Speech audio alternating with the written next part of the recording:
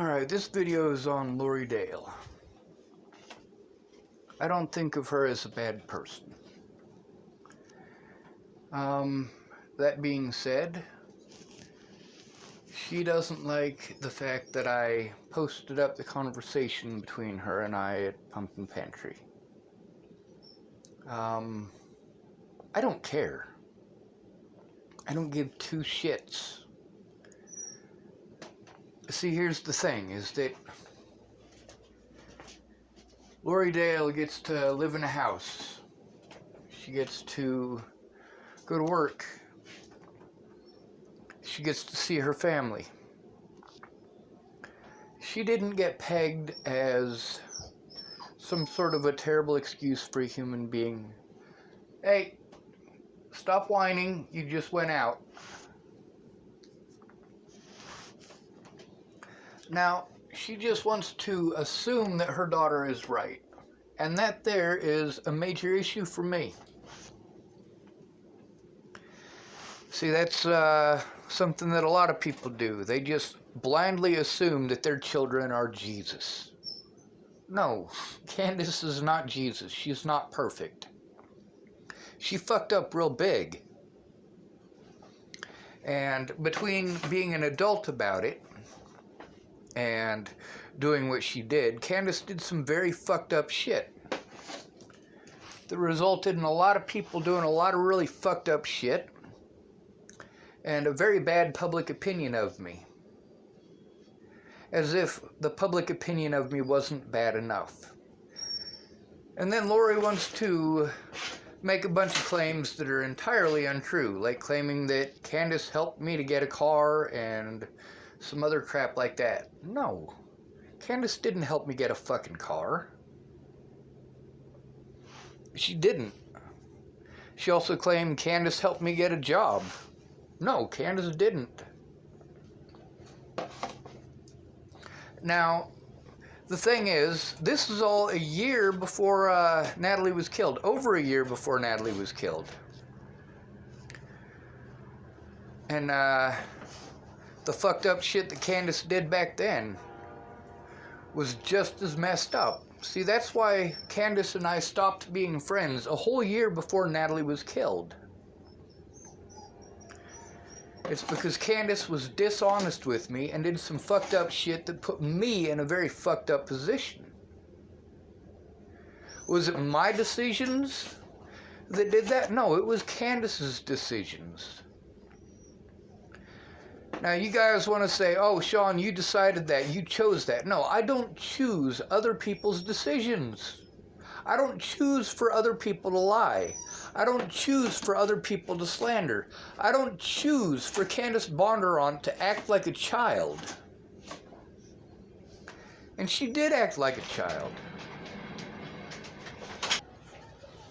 Now, the major issue that I have is, well, the things that Candace did in January of 2018 are not justified by her mother's opinion of situations that happened over a year earlier. It doesn't make it okay. What Candace did over a year earlier was a very screwed up situation that Candace should have come forward about. Because that had a lot to do with the whole Natalie situation. When Natalie needed a friend, because she was having a messed up time with people in Colorado, I didn't do it to ditch Natalie. I did it because I was screwed up both mentally and physically from what was going on in Colorado, from screwing up my back. And I needed a place to recover. I went to Candace's to recover. And as far as I knew, everything was fine at Candace's, but I had some heart issues and I had to go to the hospital. I lost my job over that. I didn't quit. Now, instead of telling me the truth, Candace tried playing it off. She said that her children's daddy had a problem with any men being there around his kids. So I had to do a lot of desperate stuff. I had to jump through a lot of hoops, and I ended up at Dennis and Brenda Dickinson's house. And while I was at Dennis and Brenda Dickinson's house, that's when I got that call from Natalie saying that she was going to kill herself if I wasn't there already.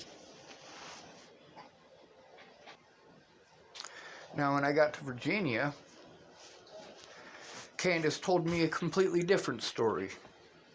She told me that the reason that there was an issue at her house and the reason that she kicked me out was because I quit my job. I didn't quit, I was fired. Despite the fact that I called in and let them know what was going on. I called up my boss at the subway in Julesburg, and I let my boss know why it was that I wasn't at work. The doctor at the Julesburg hospital told me that I needed to rest, and that's what I did. Now, this is also after I hurt my back. While I was working at Subway, it did hurt my back to stand in that position, hunched over. But I still went to work every day. It wasn't until I had heart issues on my way to work, and I did call in, and I did go to the hospital. But while I was in Virginia, that's when Candace was all, well, you quit your job, and that's why. I'm like, Candace, see, that's the thing, is that I didn't quit my job. Also, Laurie tried saying that Candace got me that job. No, she didn't. Bree, that's Andrew Witcher's ex-girlfriend. She's the one that got me that job. And that car.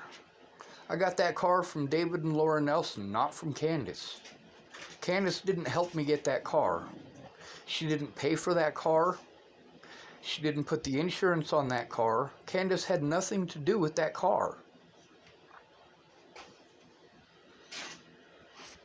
So Laurie and Candace could look.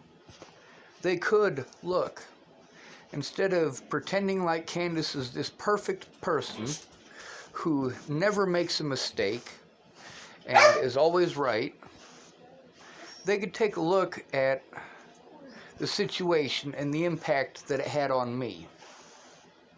The impact that it had on public opinion. And the resulting BS that I had to deal with. I mean, the situation that I was thrown back into, and the situation that resulted out of Candace not being honest, well, that's not Laurie's fault. But at the same time, it is Candace's fault. It was Candace's decision to do those things. It was Candace's decision to assume the worst. And that's the problem between looking at the evidence and just assuming and judging and harming another human being with that judgment. The adult thing to do would have been to look at the evidence